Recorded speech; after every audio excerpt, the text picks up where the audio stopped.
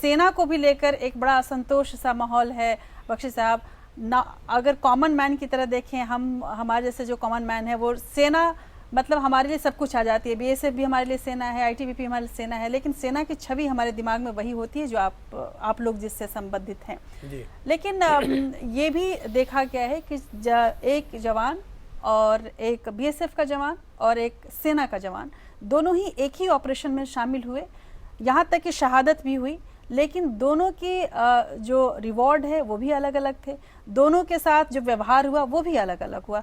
क्या आपको नहीं लगता, और सेना भी व्यवहार उनके साथ अलग करती है, दोयम दर्जे का व्यवहार करती है, क्या आपको नहीं लगता कि सेना भी कहीं ना कहीं बीएसएफ के जवानों की दुर्दशा के लिए जिम्मेदार है? पहले तो मैं आपको करेक्ट कर दूं कि बीमारी एक ही है, चाहे वो लगती है बीएसएफ को या आईटीबीपी को या आर्मी को जी। दूसरा कि आर्मी किसी भी तरीके से, मैं खुद रहा हूँ, मेरे साथ बीएसएफ बटालियंस रही हैं और हम एकदम एक जैसा व्यवहार क्योंकि कर ही नहीं सकते, क्योंकि देखिए याद रखिए ये सिविल ऑर्गेनाइजेशंस नहीं है। जैसे मैं आपको सिंपल बताऊं कि कैसे धीरे धीरे होता है। देखिए बीएसएफ जब रेज हुई थी तो वो आर्म्ड फोर्सेस ऑफ यूनियन कहा गया था उनको, ये धीरे धीरे सिविल सर्विसेज में कैसे आ गई, ये this is where the problem lies.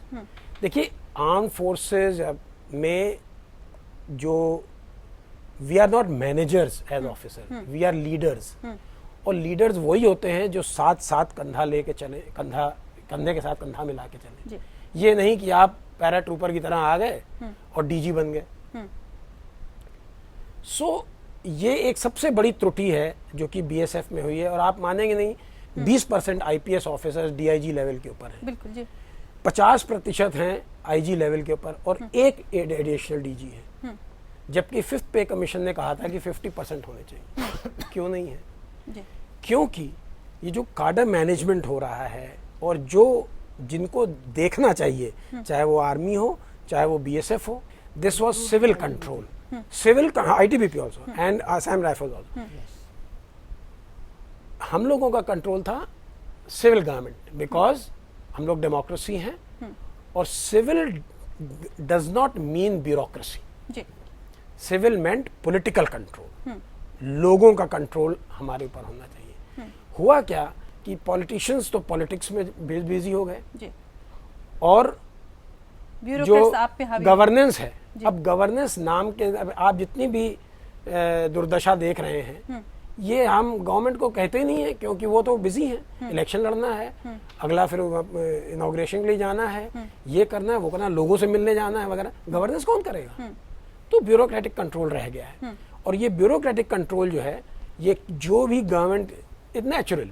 आप अगर जो मेरा कोई पर्सनल स्टाफ है तो मेरे को एक्सेस है उसका हर समय, तो मैं उसकी बात भी सुनूंगा उसको। इसी तरह आईपीएस और आईएएस जो भी पॉलिटिसाइजेशन, इनकी बहुत हाईली पॉलिटिसाइज्ड काडर है ये, तो ये नेचुरली इनकी बात सुनी जाती है।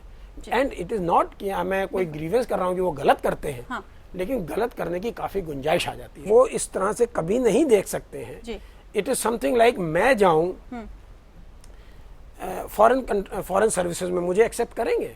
मैं राष्ट्रपति जी का सचिव रह चुका हूँ, बहुत मेरे पास एक्सपीरियंस है, मैं बहुत बारी अब्रॉड हुआ आया हूँ, ये वो सडनली मैं पहुंच जाऊँ साहब एडिशनल सेक्रेटरी एमईए में, क्यों नहीं एक्सेप्ट करेंगे मुझे जी? क्यों? ये है काडर मैनेजमेंट जो है।